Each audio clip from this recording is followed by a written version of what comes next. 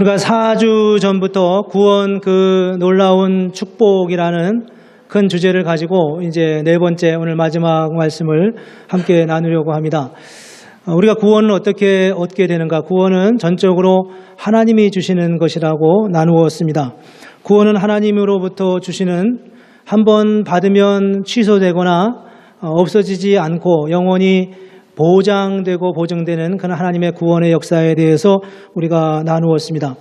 왜 구원이 변경될 수 없냐 하면 그 일을 바로 하나님께서 행하셨기 때문입니다. 하나님이 우리가 알기 전에, 우리를 아시기 전에, 우리가 창조되기 전에 우리가 어떤 존재인지를 아셨더라면 어쩌면 안 하셨을지도 이럴지 모르지만 우리가 어떤 존재인지 피조되기 이전에 이미 우리를 구원하시기로 작정하셨습니다. 너무 논리적으로 생각하려고 하지 마십시오. 그게 얼마나 깊은 의미인지요. 그런 하나님의 사랑과 하나님의 은총으로 우리를 구원하셔서 하나님의 백성이 되게 하셨다고 말씀하고 있습니다. 더더군다나 거기서 끝나는 게 아니라 주님은 우리를 구원하시기 위해서 당신의 아들 예수 그리스도를 십자가에 못 박게 하기까지 우리를 사랑하셨고 우리를 위해서 대가를 지불하셨습니다.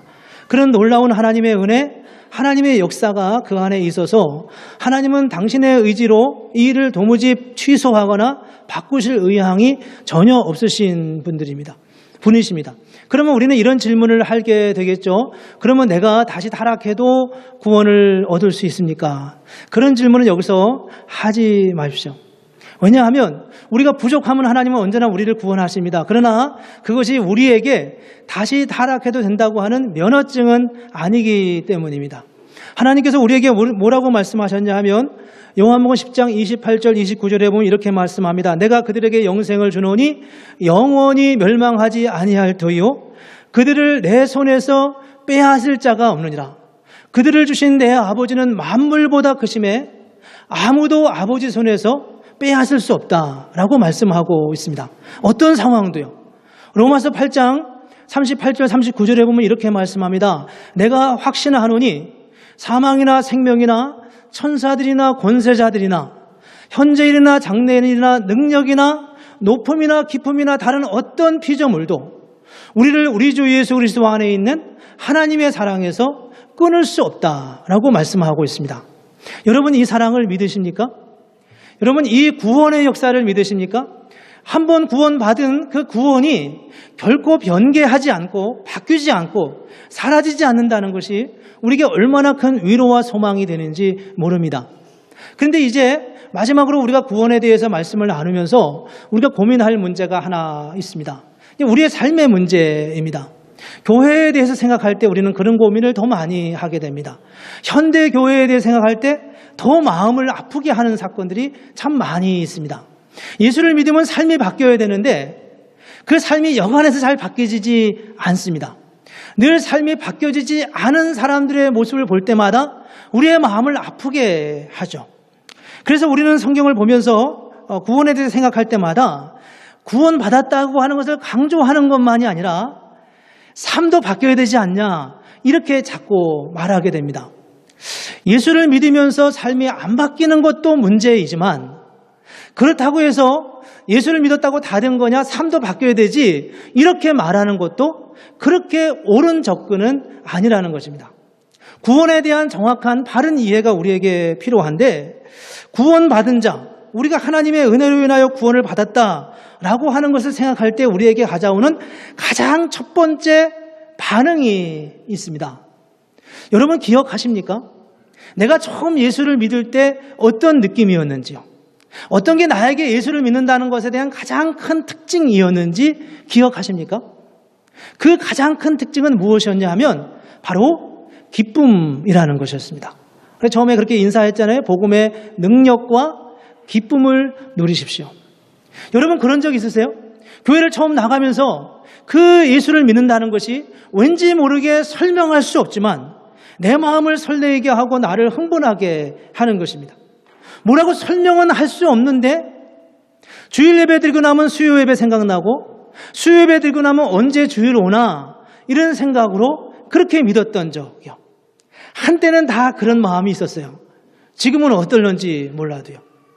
지금 그런 마음을 갖지 않고 있는 것은 굉장히 안타까운 일이지만 하나님께서 우리에게 그런 마음을 주셨습니다. 구원이라고 하는 것이 우리의 마음을 설레게 하고, 구원이라고 하는 것이 우리의 마음을 간절하게 하고, 구원이라는 것이 우리로 하여금 왠지 모르게 우리를 흥분하게 하는 그 어떤 하나님의 사건이었다는 것을 말해주고 있습니다. 어떤 선물을 받을 때의 기쁨보다 그 기쁨은 더 큰 거였어요. 아무리 좋은 날을 맞았던 그 기쁨보다 가만히 생각해보면 그 기쁨이, 예수를 처음 믿을 때 느꼈던 그 기쁨이 가장 컸던 것을 기억할 수 있습니다. 왜 그런 기쁨이 우리에게 오는 것입니까? 어떻게 그 기쁨이 우리에게 있었습니까?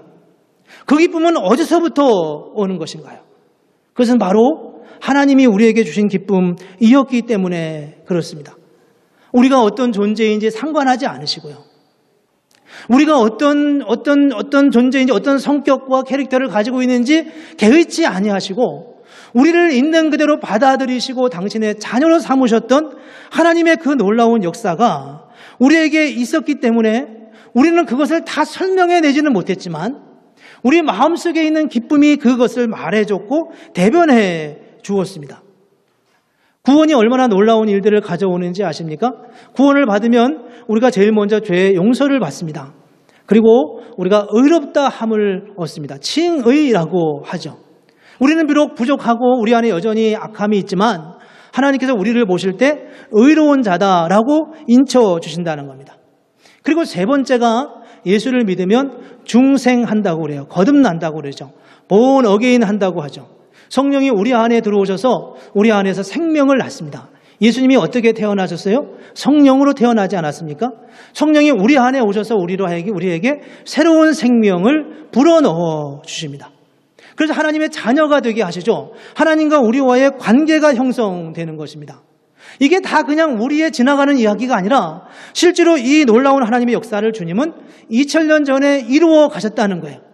이 감격을 우리는 설명해내지는 못하지만 처음 예수를 믿을 때, 아니 지금도 그 기쁨이 있기를 원하지만 처음 예수를 믿을 때 우리가 모두가 거의 대부분의 사람들이 느꼈던 그 기쁨은 바로 이런 하나님의 역사가 우리 안에서 일어났기 때문이라는 것입니다. 그래서 오늘 본문 17절과 18절에 보면은 바울이 이렇게 말하고 있습니다. 나는 기뻐하고 너희 무리와 함께 기뻐하리니 이와 같이 너희도 기뻐하고 나와 함께 기뻐하라 라고 말씀하고 있습니다. 왜 기뻐하냐? 주님이 그런 놀라운 하나님의 은혜로 놀라운 사랑으로 우리를 사랑하셨기 때문이라고 말씀하고 있습니다. 그 주님의 놀라운 구원의 역사가 어떻게 이루어졌나요? 바로 앞에 본문에 빌립보서 2장 5절부터 8절에 보면 이렇게 말씀하고 있습니다. 너희 안에 이 마음을 품으라 곧 그리스도 예수의 마음이니 그는 근본 하나님의 본체시나 하나님과 동등됨을 취할 것을 여기지 아니하시고 오히려 자기를 비워 종의 형체를 가져 사람들과 같이 되었고 사람의 모양으로 나타나셨으며 곧 죽기까지 복종하셨으니 십자가에 죽으심이라. 하나님의 그 놀라운 은혜, 그 놀라운 사랑으로 인하여 우리를 구속하시고 구원하셨다고 말씀하고 있습니다. 그 감격이 있기 때문에 바울은 내가 기뻐하고 또 기뻐한다. 여러분 무리들과 함께 기뻐하기를 원한다. 이 기쁨을 함께 나누기를 원한다고 그렇게 말씀하고 있습니다. 그러면서 그 기쁨을 이렇게 다시 더 점층적으로 다시 강조하면서 17절에서 이렇게 말합니다. 만일 너희 믿음의 재물과 섬김 위에 내가 나를 전제로 드릴지라도 라고 말씀하고 있습니다. 전제로 드릴지라도. 전제라고 하는 것은 구약시대에 재물 위에다가 포도주를 부어서 드리는 제사입니다. 포도주를 부어서 드리는 제사인데 지금 바울이 이것을 인용하면서 이렇게 말하는 거예요. 내가 나를 전제로, 그렇게 포도주를 그 재물 위에 붓듯이 그렇게 나를 드릴지라도 나는 기뻐하고 또 기뻐한다. 이 말의 의미가 무슨 의미 같습니까? 예수님께서 얼마 전에 십자가에 죽으셨습니다. 피를 흘리셨습니다. 그의 몸에서 6시간 동안 십자가 위에 있으시면서 그의 몸에 거의 대부분 피가 다 흘러갔습니다. 십자가를 생각하면서 바울은 그런 생각을 하는 것입니다. 내가 전제로 드려질지라도 예수님처럼 그렇게 내 몸에서 피가 다 나갈 때까지 그렇게 나 자신을 드려진다 하더라도 나는 기뻐하고 기뻐할 것이다. 그렇게 말씀하고 있습니다. 그게 바로 구원해 주는 하나님의 놀라운 감격이라는 것입니다. 역설적이잖아요. 우리는 왜 기뻐합니까? 예수를 믿으면 하나님께서 우리의 삶을 복되게 한다고 생각합니다. 예수를 믿으면 우리의 자녀가 잘 될 거라고 우리는 믿습니다. 예수를 믿으면 하나님께서 우리에게 물질적인 필요도 채워주실 것이라고 그렇게 믿습니다. 물론 그것은 하나님이 우리에게 주시는 하나님의 은혜요, 부정할 이유가 없습니다. 그런데 바울이 지금 이렇게 내가 내 몸을 전제로 내어줄지라도 나는 기뻐하고 또 기뻐하겠다라고 하는 말의 의미는 그렇게 주시는 하나님의 은혜보다 그 이전에 내가 기뻐해야 할 더 놀라운, 더 근본적인 기쁨이 있다고 바울이 지금 강조하고 있는 것입니다. 여러분, 그런 기쁨이 있으시나요? 어떤 상황에서도 잃어버리지 않는, 어떤 상황에도 빼앗기지 않는 그 기쁨을 지금 바울은 이렇게 강조하고 있습니다. 주님께서 우리의 구원을 보증해 주셨습니다. 우리의 구원은 어떤 상황에도 잃어버리지 않습니다. 그러나 이제 우리가 어떻게 살아야 할 것인가 라고 하는 이 질문에서 제일 먼저 우리가 생각할 것은 기쁨이라고 하는 것이에요. 하나님의 구원의 역사로 인하여 내 안에 주시는 그 기쁨을 간직하고 그 기쁨을 누리고 그렇게 기뻐하고 노래하고 찬양하는 것입니다. 내가 비록 힘들고 어려운 삶의 자리에 있어도 주님 앞에 나와서 하나님 앞에 엎드려 기도할 때 하나님이 주시는 그 놀라운, 내가 어려움을 겪는 것과는 비교할 수 없는 하나님의 그 놀라운 사랑과 그 은총 때문에 주님을 찬송할 수밖에 없고 주님을 노래할 수밖에 없는 그런 벅차오르는 하나님의 은혜가 우리에게 이미 다 있었다는 겁니다. 우리가 이미 다 처음에 그 은혜를 누렸었던 적이 있다는 거예요. 이제 그 은혜를 다시 회복하고 그 회복한 그 은혜로 하나님 앞에 나아가라고 말씀하고 있습니다. 그리고 이 놀라운 기쁨은 우리에게 새로운 삶을 출발하게 하고 있습니다. 여러분, 방금 우리 어린아이를, 우리가 태어난 아이를 이렇게 와서 축복하고 기도했는데, 아이가 태어나 출생이라는 게 무엇을 말하나요? 생명이 있는 거잖아요. 어린아이는 정말 어린, 정말 작은 아이가 어머니의 모태에서 태어나면 그 아이는 그냥 그 자체는 아무 일도 할 수가 없습니다. 그러나 그 아이 안에 생명이 있습니다. 그 아이는 걸을 수도 없고 말할 수도 없고 먹을 수도 없고 의사소통도 할 수 없고 자기 힘으로 자기 의지로 아무것도 할 수 없는 존재입니다. 그런데 그 아이 안에 생명이 있습니다. 그 생명이 있기에 그 생명은 그 아이로 하여금 먹고 싶은 욕구를 갖게 합니다. 걷고 싶은 욕구를 갖게 합니다. 말하고 싶은 욕구를 갖게 합니다. 그래서 어린아이가 엄마라고 하는 표현을 한 번 하기까지 굉장히 많이 엄마라는 표현을 하고 하면 연습하면서 한다고 그러잖아요. 그 하나의 발걸음을 내딛기 위해서 그 아이가 수고하는 것은 우리의 상상을 뛰어넘습니다. 기억하시나요? 엄마 소리 한번 하기 위해서 여러분이 얼마나 애를 쓰셨는지요. 그게 바로 생명이라는 거예요. 호흡하고 맥박이 움직이기 시작하고 뭔가 내 마음대로 움직이고 싶어하고 끊임없이 걸으려고 해도 넘어지고 또 넘어지지만 다시 일어나고 한 발자국 두 발자국을 뛸 때 거기서 오는 쾌감과 느낌과 감사와 감격, 그것을 보는 어머니의 마음, 그게 바로 생명의 역사라는 것입니다. 우리가 예수를 믿을 때 우리가 믿음 안에서 생명이라는 것이 들어오죠. 그 생명이 우리 안에 있을 때 우리에게 나타나는 가장 첫 번째 사건은 뭐냐 하면 새로운 삶을 향한 출발이라는 것입니다. 우리가 왠지 모르게 우리가 무엇인가를 하려고 하는 열정을 갖게 되는 것입니다. 앞서 우리가 성령의 9가지 열매를 봤어요. 사랑과 희락과 화평과 오래 참음과 자비와 양성과 충성과 온유와 절제라고요. 성령이 우리 안에 있을 때 우리의 삶에 맺혀지는 열매들입니다. 사랑하고 싶은 마음이 드는 거죠. 기뻐하고 싶은 마음이 있는 거예요. 누군가의 관계가 불편해지면 옛날엔 에라 모르겠다, 그냥 나는 나대로 살면 되지, 이렇게 생각했는데 이제는 관계를 회복하려고 하는 간절한 의지가 우리 안에 생겨가는 것입니다. 실패하지만요, 그에게 다가가서 우리 이제 화해합시다라고 했는데 난 당신하고 화해하고 싶지 않다라고 하는 핀잔을 들어도 다시 내 마음속에 또 찾아가야 되겠다는 마음이 들게 된다는 겁니다. 그게 바로 넘어지고 또 넘어져도 다시 일어나고 싶어 하는 그 어린아이의 심정처럼 우리가 성령이 우리 안에 계시고 생명의 역사가 우리 안에 있을 때 우리로 하여금 그런 어떤 열망과 열정을 갖게 한다고 말씀하고 있습니다. 오늘 본문 13절에 보면 이런 말씀이 있습니다. 너희 안에서 행하시는 이는 하나님이시니 자기의 기쁘신 뜻을 위하여 너희에게 소원을 두고 행하게 하신다라고 말씀하고 있습니다. 너희 안에 소원을 두고 행하게 하신다. 우리 안에 소원을 일으켜 간다는 겁니다. 소원을 갖게 한다는 거예요. 상상하지 못했던 일들에 대하여 소망을 갖습니다. 깨어진 관계를 회복하려고 하는 열정이 생겨갑니다. 전에는 내 목표가, 내 삶의 목표가 요만큼이었는데 이제는 하나님이 이루실 더 큰 사역과 더 큰 하나님의 역사를 위해서 내 마음의 열정이 불타오르기 시작합니다. 옛날에는 노는 것도 좋고 그랬지만 이제는 하나님 앞에 시간을 아껴서라도 기도하고 싶은 마음이 듭니다.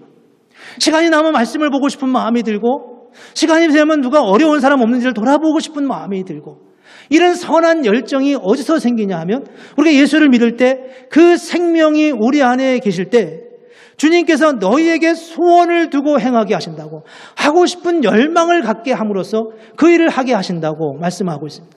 이게 바로 새로운 삶의 출발선에서 일어나는 하나님의 역사라고 설명합니다. 시편 107편 30절에 보면 이런 말씀이 있습니다. 그들이 평온함으로 바라 말미암아 기뻐하는 중에 여호와께서 그들이 바라는 항구로 인도하신다라는 말씀입니다. 이 번역된 성경인데, 한 번 더 번역된 성경인데요. 옛날 성경에는 이렇게 설명했습니다. 너희가 평온함을 인하여 기뻐하는 중에 여호와께서 저희를 소원의 항구로 인도하시는도다. 번역을 다시 했을 때는 더 나은 번역을 하려고 하긴 한 건데, 저 번역은 아무래도 옛날 번역이 더 의미를 정확하게 준다고 여겨집니다. 왜냐하면 우리는 이렇게 생각합니다. 여호와께서 그들이 바라는 항구로 인도하신다. 아, 하나님이 우리의 소원을 이루어 주시는구나. 이렇게 이해할 수 있는 번역이죠. 근데 그 밑에 있는 개역 한글 성경의 번역은 저희를 소원의 항구로 인도한다. 소원이라고 하는 항구가 있어요. 그 항구로 우리를 이렇게 이끌어 가신다는 거죠. 근데 거기 가기 전에는 내게 소원이 없었습니다. 그런 일에 대한 열정이 없었어요. 근데 하나님께서 우리를 예수를 믿고 하나님의 자녀가 되게 하신 후에 소원의 항구라고 하는 그 어떤 곳으로 이끌어 가시고 인도해 가신다는 거예요. 우리 안에 열망이 생기고 소원이 생깁니다. 이 소원은 우리가 과거에 가졌던 그 어떤 종류의 소원과는 다른 유의 소원입니다. 예수를 믿을 때 하나님께서 우리에게 사랑의 욕구를 주시고, 예수를 믿을 때 하나님께서 우리에게 기쁨의 욕구를 주시고, 화평과 오래 참음과 자비와 양성과 충성과 절제의 욕구를 우리에게 주셔서 우리로 하여금 하나님을 향한 열정과 열망을 가지고 살아가게 한다는 것입니다. 자녀를 키우시면서 때때로 자녀가 믿음 안에 잘 세워져 가기를 원하는데, 그렇게 원하는 것만큼 잘 믿음으로 서지 않을 때 참 엄마 아빠 부모님들의 마음이 안타까울 때가 있습니다. 그래서 저는 우리 자녀들이 어떤 일을 하든지, 뭐 공부를 열심히 하든지 아니면 열심히 하지 않든지 아니면 좋은 대학을 가든지 좋은 대학을 가지 않든지 어떻든지 단 한 가지만 일어나면 아이에 대해서는 더 이상 염려할 필요는 없다고 생각합니다. 그게 뭐냐 하면 바로 그 아이가 믿음을 떠나지 않는 것입니다. 믿음만 안 떠나면, 그 아이 지속적으로 교회를 출석하면, 그 아이가 스스로 예수를 그리스도로 고백하고 믿는 인상, 그 아이는 일탈하거나 탈선하거나 타락하지 않을 수 있다는 겁니다. 왜냐하면 하나님이 그 아이에게 선한 열망을 주시기 때문입니다. 우리가 염려할 필요가 없다는 거예요. 하나님이 그를 붙들어 주시고 그 안에 함께해 가시기 때문이라는 거예요. 교회를 나가고 싶어하고 기도하고 싶은 열망이 우리에게 드는 겁니다. 내가 그 아이를 염려하지 않아도 하나님이 그 아이 안에 이미 그런 마음을 주신다고 하는 것입니다. 우리가 예수를 믿다가 보면 때로는 예배드리고 싶지 않을 때가 있습니다. 예배드리는 게 너무 힘들어서 예배드리다가 중간에 이렇게, 물론 다른 일로 나가시는 경우도 있긴 하겠지만 그게 몹시 힘들고 어려울 때가 있어요. 교회에 오셔서 이런저런 다른 봉사는 열심히 하지만 정작 주님 앞에 나와서 찬양하고 예배하고 말씀을 듣는 일은 유독 힘들어 할 때가 우리에게 있습니다. 그것은 바로 우리의 마음에 우리도 모르는 사이에 하나님이 주시는 열정을 잃어버리는 순간일 수 있음을 보여주고 있습니다. 원수를 사랑하고 싶은 마음, 주님을 향하여 열정과 믿음을 가지고 나아가는 그런 하나님의 은혜가 바로 선한 의지를 주시고 또 새로운 삶을 향한 새로운 출발로 우리를 이끌어 가시는 하나님의 역사를 보여주고 있습니다.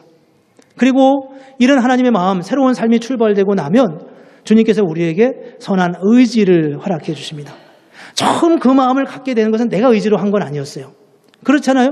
내 의지로 한 것은 아니었지만 그렇게 시작하는 중에 어느덧 나도 모르는 사이에 무엇인가를 위하여 가고 싶은 열정과 믿음을 갖게 된다는 겁니다. 그 일이 힘들어도 굳이 그 일을 가려고 하는 거예요. 그렇게 한다고 욕을 먹어도 그 일을 굳이 하고 싶어 하는 마음이 우리 마음을 사로잡을 때가 있다는 겁니다. 어려움이 와도 그 일을 하고 심지어는 박해가 와도 그 일을 굳이 하고야 마는 그런 마음이 우리 안에 생긴다는 거예요. 그게 바로 성령이 우리에게 주시는 삶의 모습이죠. 우리가 인위적으로 바뀌어가려고 하는 게 아니라 하나님이 우리 안에 그런 마음을 주신다는 겁니다. 여러분, 그런 마음을 경험해 보셨나요?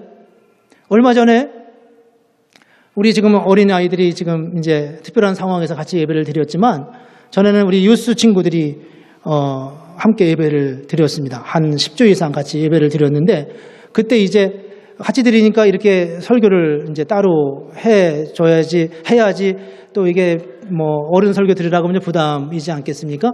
유스 중고등부 학생들과 함께 예배를 드리면서 이 아이들에게 어떻게 말씀을 전해야 되나, 뭐 누가 뭐라고 하지는 않지만 그냥 예배 드려도 돼요 이렇게 이야기를 하지만 제 마음에 부담이 생겼습니다. 그래서 제가 그때 고민하면서 했던 것이 바로 이제 영어하고 한글하고 같이 설교를 한번 해보자.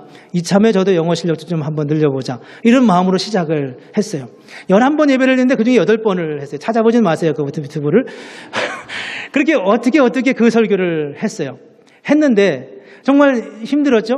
제가 하는 중에 여러 종류의 이야기를 들었어요. 정말 목사님 생각보다는 그냥 잘 하시네요 이런 얘기도 듣고, 그래도 어떤 분은 그거 안 하시면 안 되냐고 하는 얘기도 제가 여러 번 듣기도 했고요. 그럼에도 불구하고 이게 한두 번이면 하고 지나가면 되는데 11번을 하기로 작정을 했으니까 안 할 수가 없잖아요. 한 달에도 안 할 수도 없고. 그래서 굳이 그 일을 꾸역꾸역 끝까지 했어요. 그렇게 하고서 제 마음에 했다고 하는 보람은 하나 물론 있었습니다. 그런데 무엇이 그렇게 나를 몰아가는 것입니까? 얼마 전에 어떤 분하고 이야기를 하다가 그 이야기를 다시 하게 됐습니다. 내가 이렇게 힘들게 그런 일을 한 적이 있었다고요. 그러니까 이분이 자기도 그 설교 몇 번 들었다는 거예요. 그렇게 얘기하고 그 다음에 뭐라고 얘기하시나 봤는데 아무 얘기도 안 하시는 거예요. 뭐 좀 그냥 들을만 했다든지 뭐 한마디 해주면 좋겠는데 아무 말씀도 안 하시는 거예요. 제가 마음에 뭐 상처는 아니지만 뭐 그럴 수 있겠다 이런 생각이 들었습니다. 어쨌든 무엇이 우리를 그렇게 끌고 가는 것입니까? 그것은 바로 하나님이 우리에게 주시는 열정이라는 거예요. 어떻게든 이민교회가 가져야 하는 삶의 부분에서 어떻게 그 삶의 역사를 이루어가게 할 것인가, 어떻게 하나님의 뜻을 이루어갈 것인가, 나로부터 나오는 생각이 아니라 하나님이 주시는 생각이기 때문에 나는 비록 불편하고 어렵지만 그 일을 향하여 달려갈 수 있도록 우리를 이끌어 가시고 인도해 가신다는 겁니다. 어떻게 이 일을 이루어 가는지 아십니까?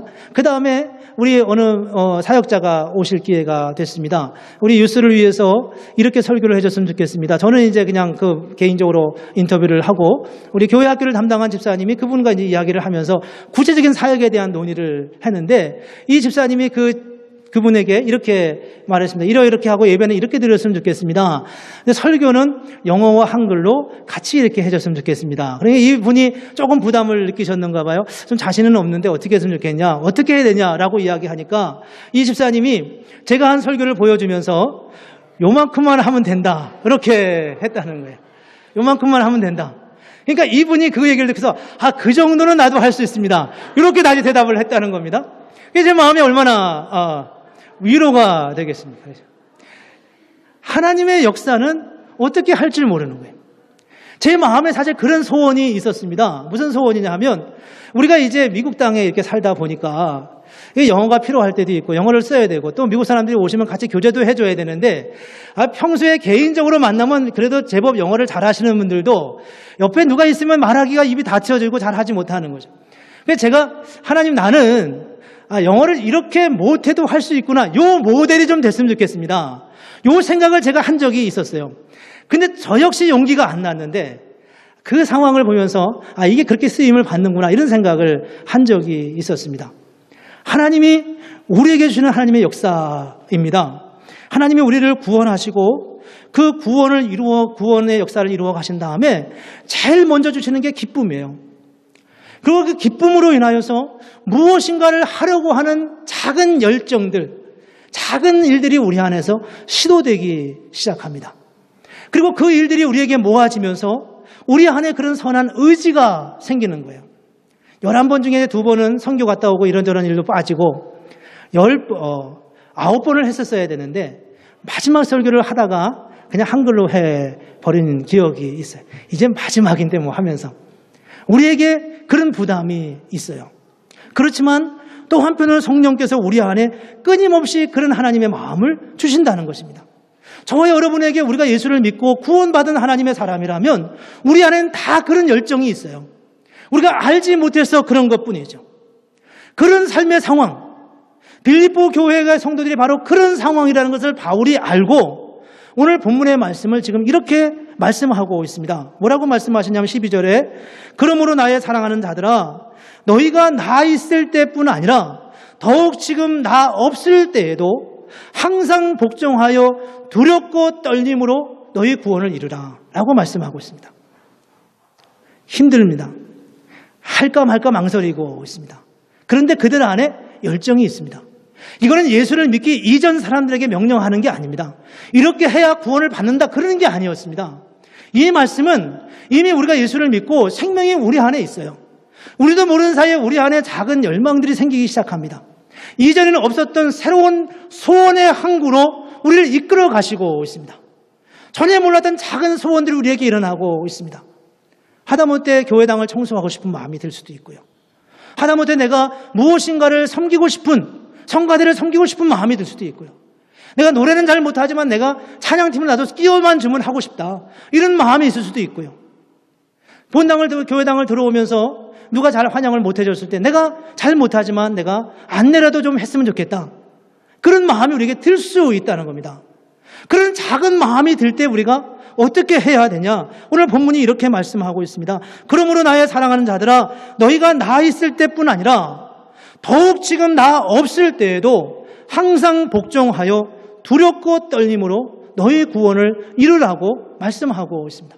우리의 구원이 완성되도록 물론 예수 그리스도께서 완성시키셨지만 구원의 본래적 의미가 우리 안에 실질적으로 일어나도록 예수 그리스도께서 우리에게 성령을 통해 주신 그 생명의 역사가 우리 안에 왕성하게 활동하고 왕성하게 하는 역사하도록 그렇게 우리가 주님 앞에 복종하며 두렵고 떨림으로 그 구원을 이루라고 말씀하고 있습니다. 설교자가 설교하기 이전에 누군가가 뭐라고 말하기 전에 이미 우리 안에 주의 성령께서 말씀하고 있다는 겁니다. 들으려고 하지 않기 때문에 안 들리는 것뿐이죠. 우리가 귀를 닫고 있기 때문에 안 들리는 것뿐이지 사실은 성령은 지금도 우리 가운데 무엇인가를 말씀하고 있다는 것을 본문은 말씀하고 있습니다. 14절에 이렇게 말씀합니다. 모든 일을 원망과 시비가 없이 하라. 옛날처럼 생각하면 이건 원망할 일이었습니다. 옛날처럼 생각하면 이것은 시시비비를 가릴 만한 일이었습니다. 옛날 같으면 한번 따져보고 싶은 일이었습니다. 그러나 이제는 더 이상 그렇게 할 이유가 없다는 거예요. 왜냐하면 주님께서 우리에게 구원을 주셨기 때문에. 주님은 우리의 그 부족함에도 불구하고 그 따져볼 만한 어떤 일을 통해서도 여전히 하나님은 선한 일들을 이루어 가실 것을 약속하고 있기 때문입니다. 15절과 16절에 이렇게 말씀합니다. 이는 너희가 흠이 없고 순전하여 어그러지고 거스르는 세대 가운데서 하나님의 흠 없는 자녀로 세상에서 그들 가운데 빛들로 나타내며 이게 무슨 말씀입니까? 너희가 흠이 없고 순전하여 어그러지고 거스르는 세대 가운데 복잡한 시대 속에서 어두움이 지배하는 저 시대 속에서 하나님이 너희를 흠 없는 자녀로 세상에서 하늘의 별처럼 빛나게 하는 그런 하나님의 사람들이 되게 하기를 원하신다고 말씀하고 있습니다. 어떻게 해요? 생명의 말씀을 밝혀서 나의 다른들이 헛되지 아니하고 수고도 헛되지 아니하므로 그리스도의 날에 내가 자랑할 것이 있게 하기 위함이라고 말씀하고 있습니다. 여러분, 우리는 이미 어떤 존재인지 아십니까? 우리는 구원받은 하나님의 자녀입니다. 우리는 죄의 용서를 받았고 의롭다함을 얻었고 그리고 우리 안에 새로운 생명이 싹트기 시작하고 있습니다. 아직은 아무것도 하지 못해요. 아직은 너무 어린 생명이기 때문에 그저 한 물건이나 아이나 내 몸집이 너무 작기 때문에 아무것도 할 수 없는 그런 존재일런지 몰라요.